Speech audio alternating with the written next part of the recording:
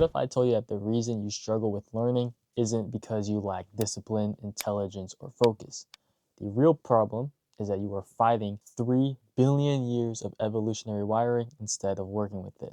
Your brain is designed to seek pleasure and avoid pain, and it's hardwired to chase dopamine hits and run from anything that feels like punishment.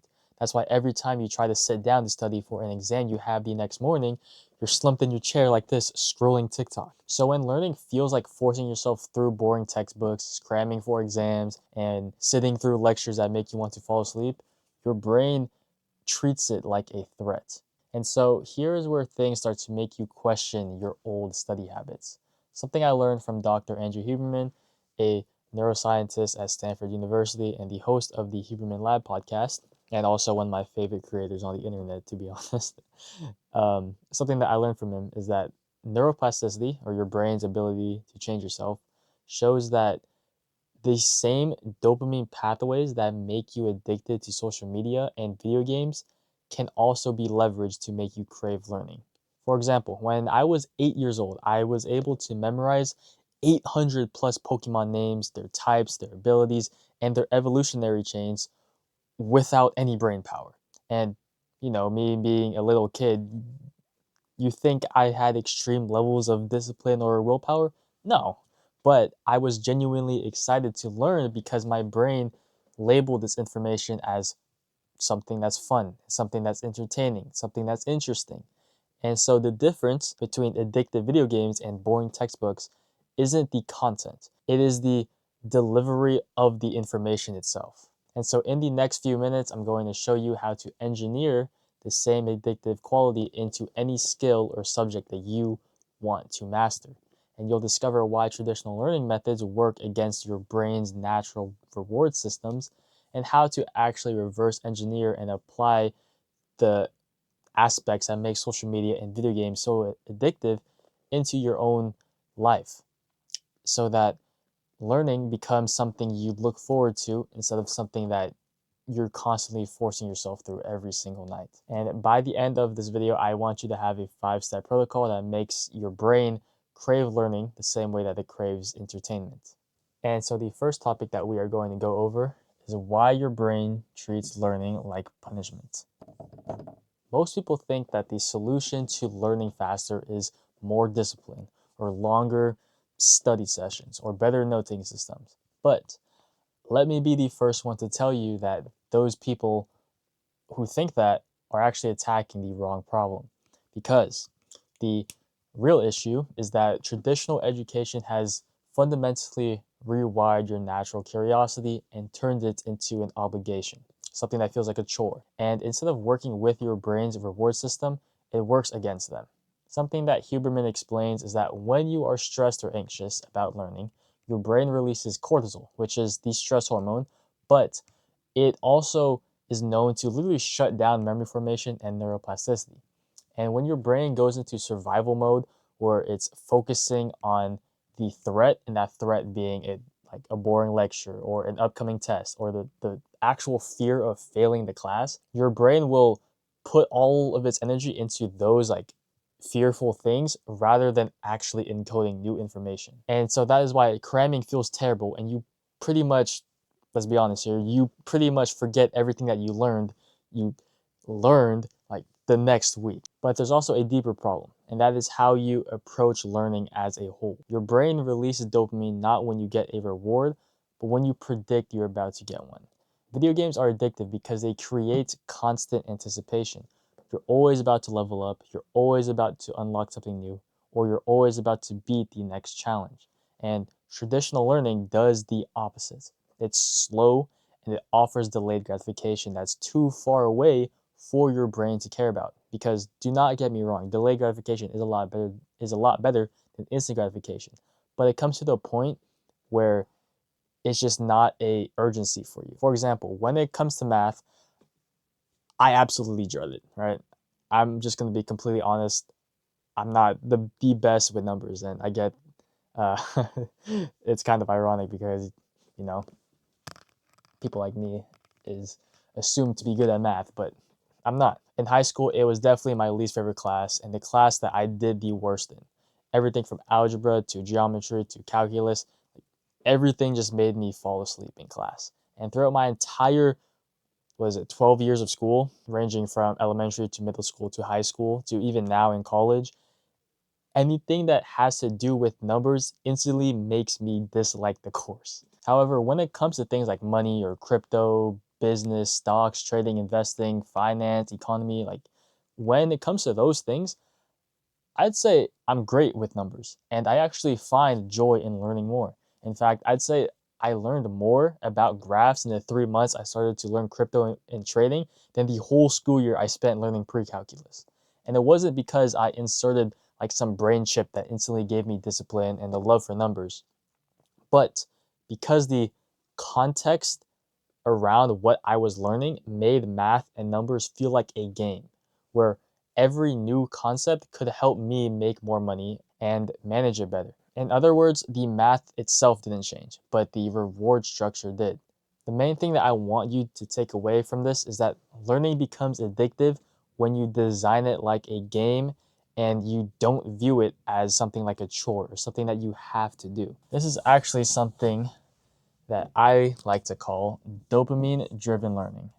And I know that that is a pretty shitty name, but it, but it gets the point across nonetheless. Because during this style of learning, you are leveraging the same psychological mechanisms that make social media addictive, and you're just applying them to skill acquisition. Because the best learners are not more disciplined. You may think they are because your perception of them are people that just lock themselves in a room looking at a computer screen all day.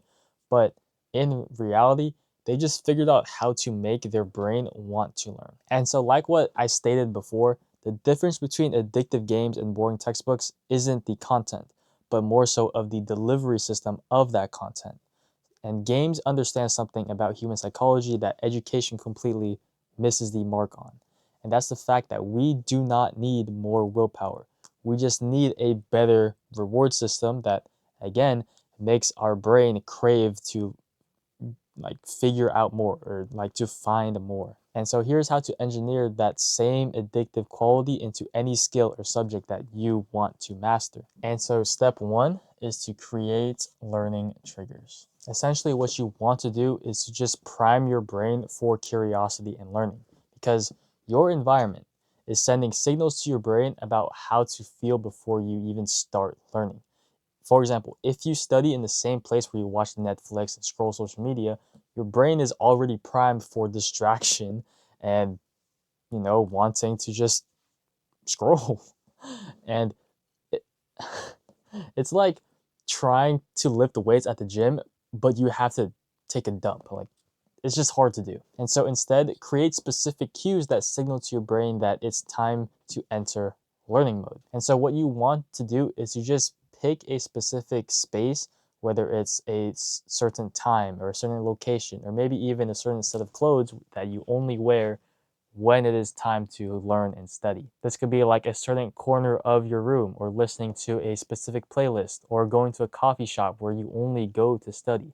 And the key is to just keep on doing it consistently to the point where your brain recognizes a specific environment to learning and to being focused and in that kind of atmosphere of studying. And doing this just primes your brain to expect something in return instead of feeling like you're just wasting your time sitting at a textbook. And when your environment and mental state are aligned and they're on the same page, learning feels effortless because your brain is already in the right state of mind. And so, step two is to design micro wins. And that is because when most people set learning goals, they usually set goals that are too big or too far away for your brain to care about. Like what I was talking about earlier at the beginning of this video about how delayed gratification can actually be a bad thing in the context of trying to make learning fun. For example, you can have goals of speak fluent Italian or build and sell a software. Like, yeah, sure, those are ambitious goals that should be your end goal, but your brain needs frequent, predictable wins to stay engaged. And so having those big goals are terrible for someone who is still in the beginner learning stage. And another thing I learned from Andrew Huberman is that dopamine is released when you achieve something that is slightly challenging. This is because you don't want it to be too easy because then it'll be too boring, nor do you want it to be too hard because then it'll be too frustrating. And so the sweet spot that I'd say is about 85% success rate. That's a good number, I'd say. This is something that I like to call the Goldilocks zone of learning, and I actually have a whole video where I cover this concept in more detail. But essentially, the way that I like to approach this is by breaking down every learning session into micro wins that I can achieve in small increments at a time. For example, that might be learning 10 new Italian words instead of becoming fluent straight from the jump, or learning how to write one function instead of building a whole app, or even just trying to understand one concept deeply instead of finishing an entire chapter. Also, the crucial part is actually taking the time to celebrate these small wins.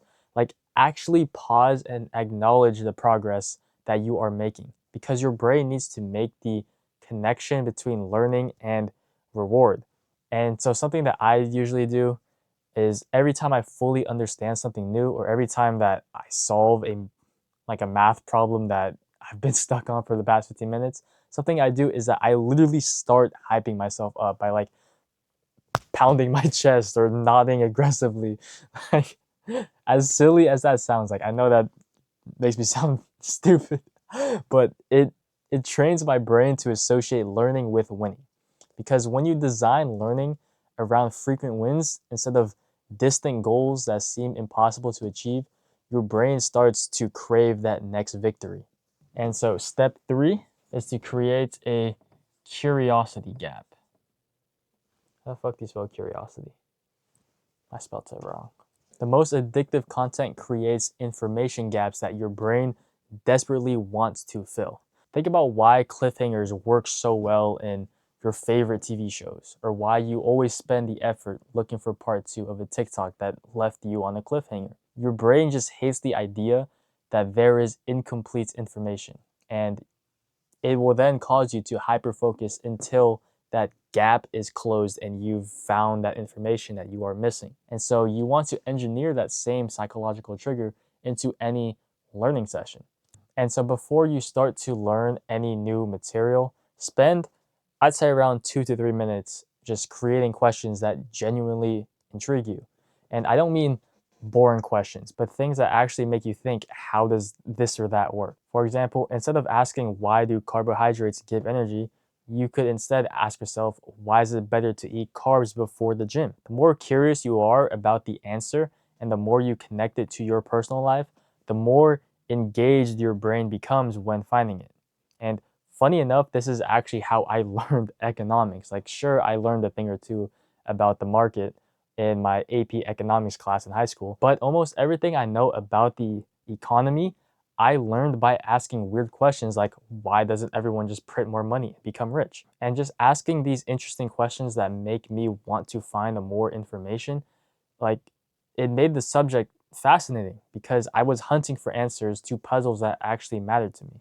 And then moving on to step 4, you want to build streaks. And the reason why you want to build learning streaks is because I'm sure you know that one thing that makes social media apps like TikTok and Snapchat so addictive is because of streaks, right? Like, having a quantitative number that tracks the amount of times that you've done something in a row.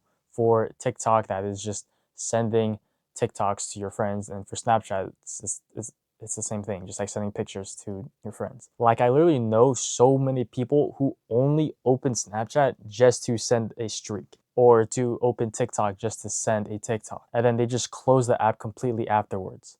So you just want to take this mechanism that makes these apps so addicting and just apply it to your own life to make self-improvement addicting.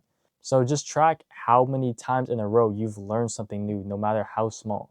And essentially, what you want to create is a habit tracker for learning. And I know that habit trackers could, like, you might perceive them to be cliche, but here is one thing that you are probably getting wrong about habit tracker, and that is you are just setting the bar too high, because a habit streak should be so easy that you'd feel silly breaking them. And in the context of learning, this could just be something like read X number of pages or complete X number of practice questions or just practice one concept for 10 minutes, anything like that. The goal in this sense is not to learn everything in one session, but to train your brain that learning happens every day, and every day you do it, you are becoming someone who learns. Alex Hormozi talks about this with his business. He doesn't focus on perfect days. He focuses on not breaking the chain because the compound effects of showing up consistently, even when you don't feel like it, creates momentum that eventually becomes automatic and produces you results. And when you see your streak number growing, your brain starts to identify as someone who learns daily. And that identity shift is, I'd say, is more powerful than any motivation, because motivation is something that comes and goes. But whereas for identity, it's something that lasts, like a long time. And so step 5 is to engineer flow states. And flow in this context is just when learning feels effortless and time disappears. And it's the difference between forcing yourself through material and being completely absorbed by it. And flow state is something that occurs when the challenge level perfectly matches your skill level. And just to reiterate from earlier, if it's too easy, you are going to be bored. But if it's too hard, you are going to feel overwhelmed. But in that sweet spot, your brain releases a cocktail of neurochemicals that make learning feel incredible. And the key is just to constantly adjust the difficulty to the point where it's in that sweet spot. And if you're getting everything right immediately, just increase the challenge. And if you're struggling with more than 50% of the material, then make it a little bit easier. This is also why video games are so engaging. They automatically adjust difficulty to keep you in the flow for you. And again, like what we've been doing for this entire video, you can do the same exact thing for learning. Just start each session by testing what you already know.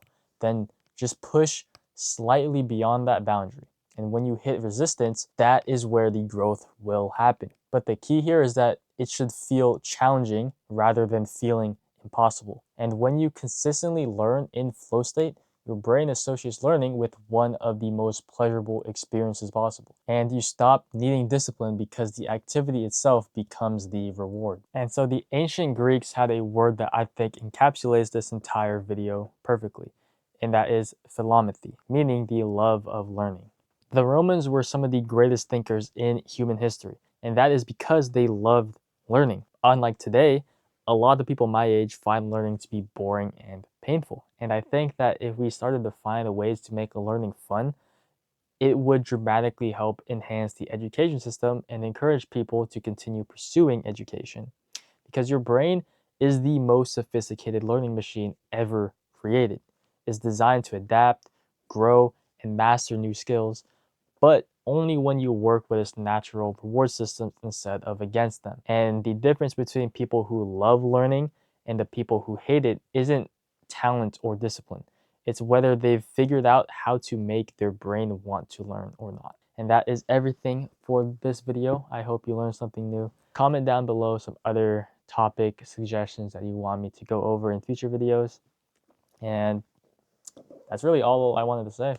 I have a second channel where I vlog my life if you are interested in that. But yeah, apart from that, I have nothing else for you. And I'll see you in the next one. Goodbye.